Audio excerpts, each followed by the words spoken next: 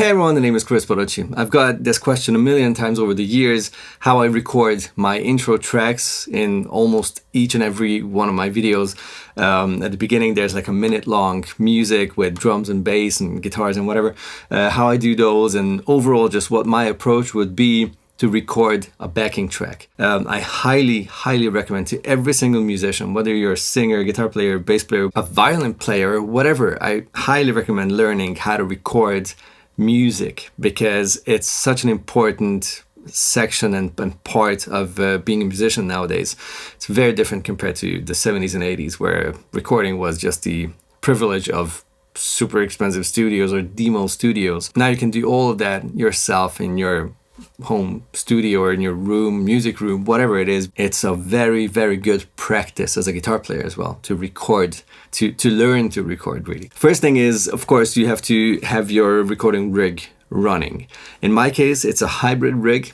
I have my guitar going into my normal pedal board. One pedal's on, it's the Soldano SLO Plus pedal on its cleaner channel, and then I'm going into the Tone King Imperial amp, and then that's what makes this a hybrid rig. And if you follow my channel, you know this rig already. I'm going into a cabinet simulation instead of going into a cabinet and then putting a mic in front of that. So my cab simulation and mic simulation is the aux box right now. I also use the 2Notes Captor X quite a bit, and these two, one of these will be that I will plug into the audio interface and then into my computer, and then I'll listen to it through the monitors. I don't use any guitar cabs. You can also go fully analog and just use a combo or an amp and a cab, put a mic in front of it and go with that mic cable into the audio interface, level it, and then record that. Or go fully digital and use a modeler, or use plugins, just go straight line into your audio interface with a high Z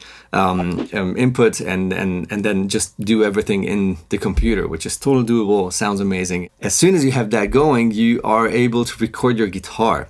Now you need to know what you're recording, obviously.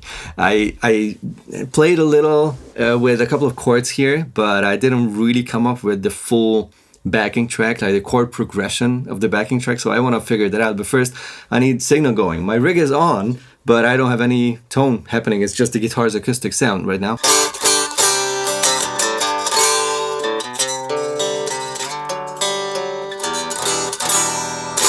Which is, by the way, my PJD Carey Deluxe with the Sunbear pickups. This is an Anico staple pickup, Anico 5 staple pickup, and PF style 58 style humbucker. Love this guitar. Let's see what's happening in the computer. This is Luna. It's the Universal Audio sort of workstation, audio workstation, or DAW. And I love using it. First of all, it's free, which is awesome. Second of all, if you have a Universal Audio audio interface, which is something I use, the Apollo X4 is what I have here, they react in such a nice way. They interact with each other. My guitar signal is coming in through channel 1 and channel 2, which I have selected here. Input line 1 and input line 2 for the second channel. So I just turn on the recording and the monitoring for these two channels, and this should solve that issue.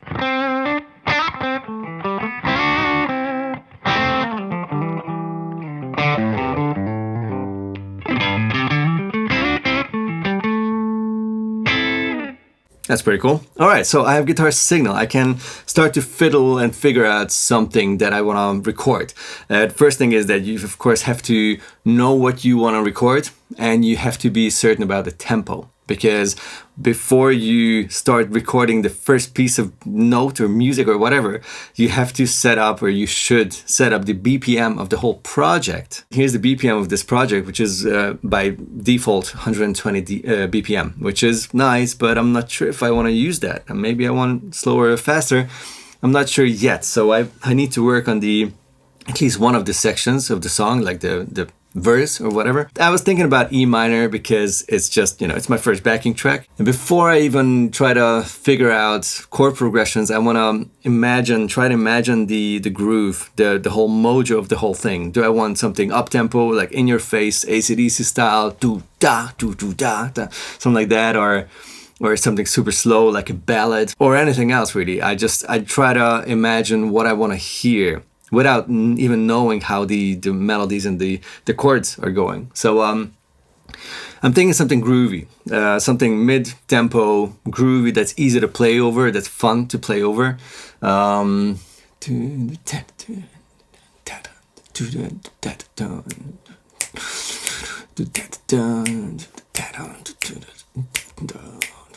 Something like this. I'll open a metronome app that I have here. This is one of the free ones. I don't know, it's called Pro Metronome. I don't know, I have it on my phone for 10 years or something. It's really cool because it says tap right here. That's exactly what I want to do.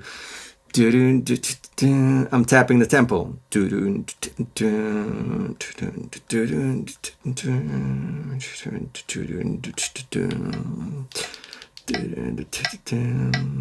little too slow. A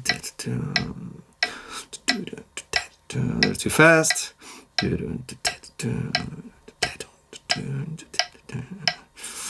Yeah, whatever. 88 BPM. So let's do that. 88.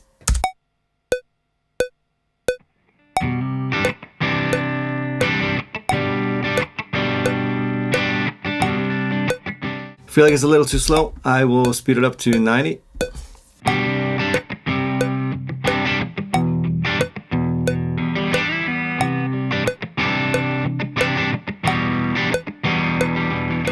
Yeah, that's cool. I like that. I liked it a lot. I just record something to like a reference track, and then I'll figure out what's up with the drum grooves.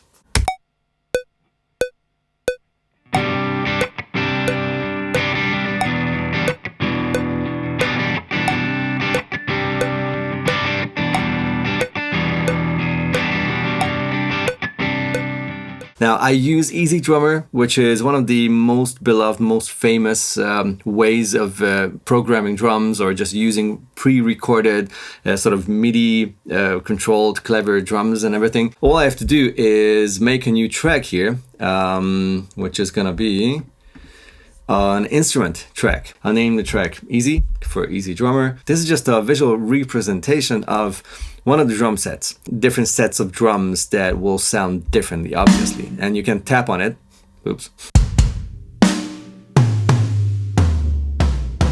I love how you can hear the snare of the snare just fizzling in the toms. It's so cool, it's so real, crazy.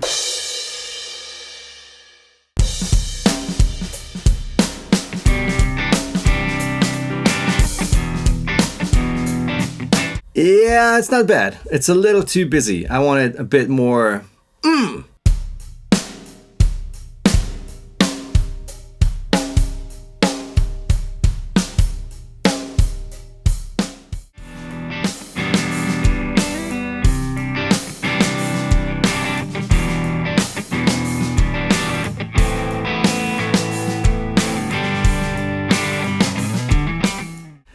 I think that's gonna work. I think that's gonna work. Keep current tempo, yes.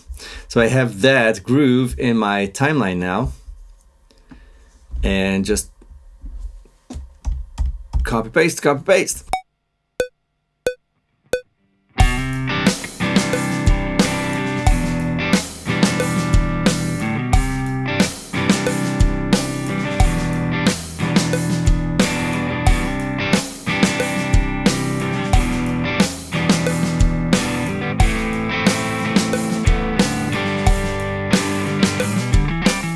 Now, since this is going to be a backing track, which should not be just 1 minute, I need to make sure that this whole verse, this part A, lasts longer. So I'll just literally copy paste it.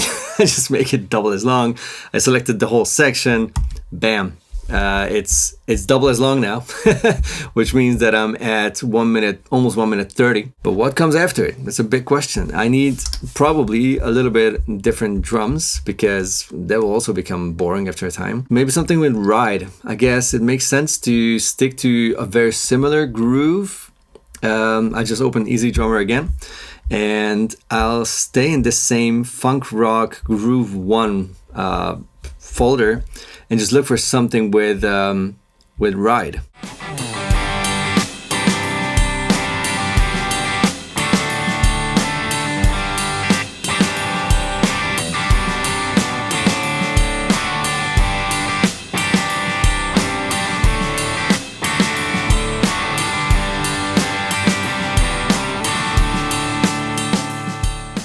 I found the drums that I want to hear here. So this is already awesome. I'll put it in the my timeline. But I didn't only find the drums. I already started fooling around with this B section or chorus or whatever. I want that to be a bit more rock focused, bridge pickup, big chords, a bit of a classic rock vibe. It pulled my ear immediately into the parallel major, so the G major tonality, which fits perfectly to E minor, of course. I might just stick to the G, C, A minor, and then D. Because it's just such a classic. It's not an original piece, okay? It's a backing track. It's all right to kind of steal chord progressions from songs, or like almost stealing exact chord progressions. I guess it's about jamming. It's about playing and enjoying ourselves. So yeah.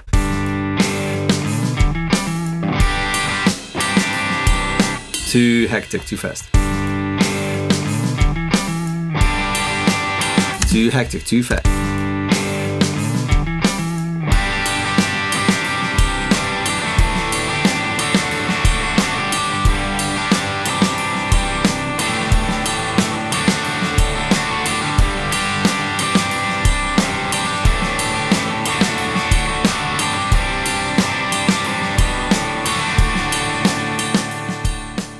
Drum programming.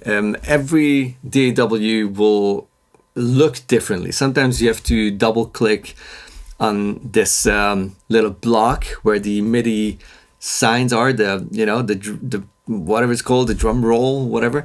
And in this case, this is like Pro Tools as well. Luna took a lot of practical things from that kind of vibe, which is good because most professional musicians work with Pro Tools anyhow.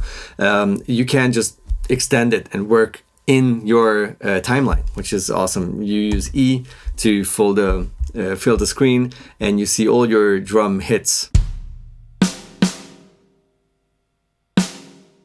Oops, I removed it. Let's not remove it. Where are the toms? Here's a tom. I just changed the grid to 16th so that I have more grid to work with.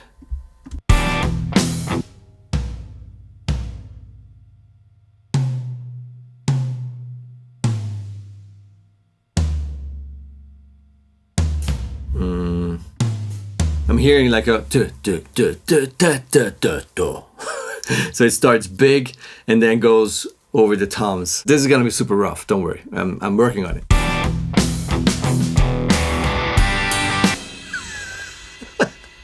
This is terrible.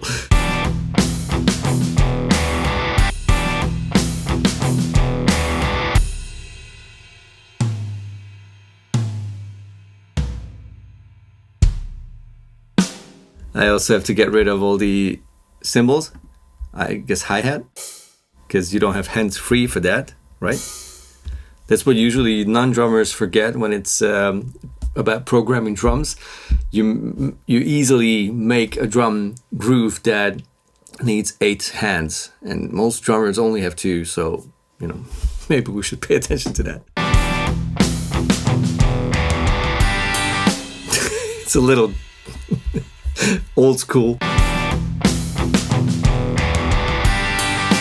But I dig it. I don't know, I like it. We need a crash though at the beginning of the next bar. That's a crash.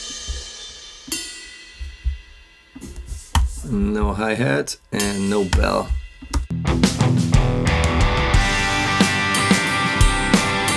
That's cool. I also need to make sure that one of the hands is a little lazy, because right now it's on the grid, which is stupid. It's never gonna happen that way in real life. So I just selected these two, and one of the hands is a little lazier. So it's a little flam, it's called, I think, when the two hands don't hit exactly the same at the same time, which is a very human thing to do, and I love that.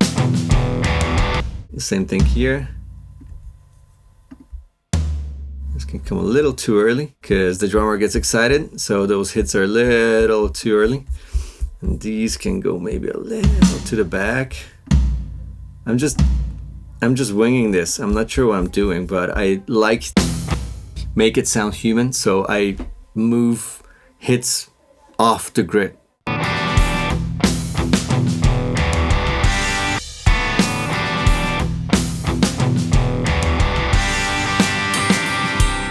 I also need to double the guitars. I need to double track, and for that I will take another guitar, because usually if you double track, you should not play the exact same rig twice, because the two recordings will probably have some sort of a phase issue. As the more accurate you are with your two recordings, the more phase issues you'll have, because those waveforms will be literally identical. So you want to change something. You want to change the guitar, the drive, the amp, the cabinet, whatever it is.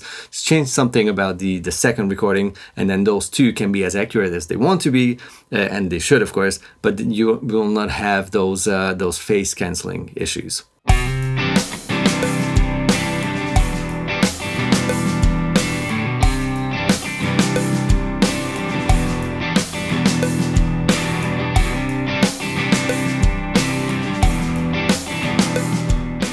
Obviously, the bass is still missing, so let's record that. I usually record the bass after I have the drums and the guitars. There's no particular reason for it. It's just how I do it. I usually use the bass to finalize the mojo of a certain section. For example, here's the this verse part, the beginning. If I just play the bass notes, the root notes, it's gonna be a very basic, nice and chilled and not very exciting section. I can also do something else with the bass and make like a melody run, or like insert big pauses, and with that put much more tension in there. And that is something that I like doing when I have the drums and the guitars figured out already. First of all, I'm not using an amp. I'm going into my pedal board because of the tuner, basically, and because I have a nice compressor there that is on. I go from there into the audio interface. I don't use an amp. So what I'm using instead is, well, first of all, a preamp here, the Helios preamp, which just beefens up the signal and makes it lively and pretty. And then all I do is insert an Ampeg UAFX simulation, and that's the classic, SVT classic. That's what you hear on every single bass recording that I've been doing in the last 1.5, 2 years maybe.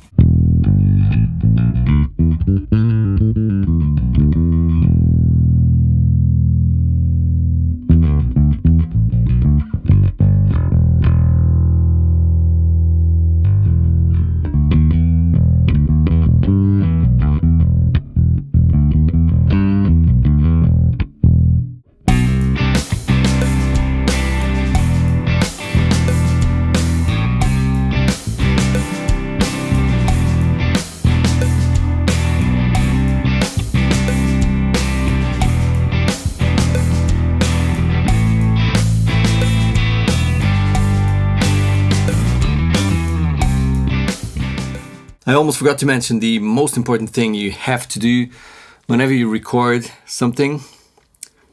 Gotta drink your coffee. Shameless plug. Link for the mug is down there in the description box. Cheers. Now that I have two guitars, pan left and right, I have the bass, I have the drums.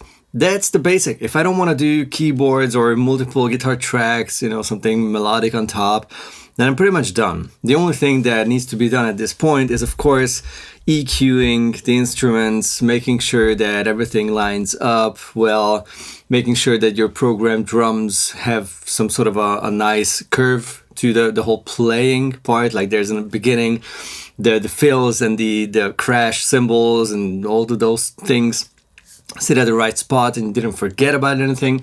And when you're happy with the whole thing, you can do your mastering, your mix down. It makes a lot of sense to put a multi-band compressor on your master bus. It's called main in Luna. And what I do usually, this is my basic mastering. I have this multi-band compressor by FabFilter, which is like one of the options you can use, whichever multi-band you like. I just love this 4-band punch and balance thing that's a preset. Basically, I fine-tune it if necessary. It's not always even the case. This just makes the sound a little bigger, a little more produced, and it's it doesn't change an awful lot. I'll show you what it does when it's disengaged. It's gray, and when it's engaged, you see the colors of these 4 bands, really. And this is what happens to your recording.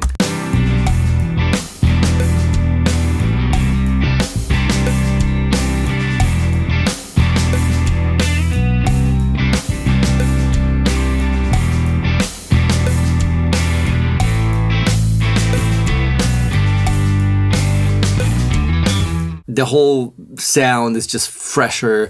The cymbals, the hi-hat and everything just has more presence to it. It's just a wide, big, beautiful sound. And then the last thing I always do is a limiter. Again, it's the FabFilter Pro L. It's just such a simple and clever limiter. You can adjust the gain on the fly, which is really cool. And you have your output maximum dB or level, and this is where I always go just a little bit under 0 dB to make sure that there is no clipping.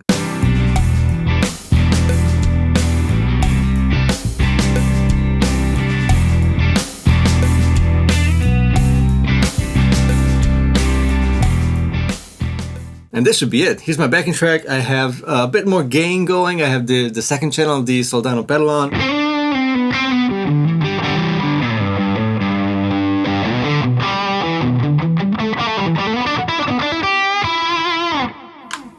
And some stereo delay from the aux, and I'll just play over my freshly done backing track.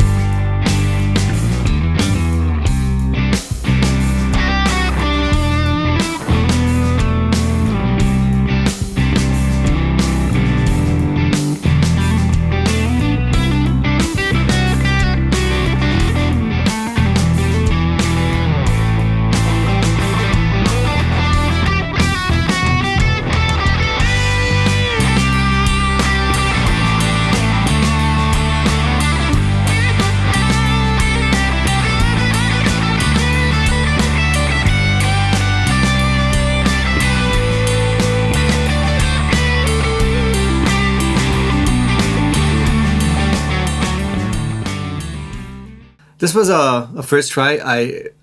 You know, it wasn't perfect, but it was a jam, and that's exactly what this is all about. It's so inspiring. That is one of the few things that make me want to pick up a guitar on a day when I'm like not inspired at all. Like, I don't want to practice. I don't want to play my scales. I don't care about the guitar sound at that moment. It's like, well, whatever. Not feeling it today.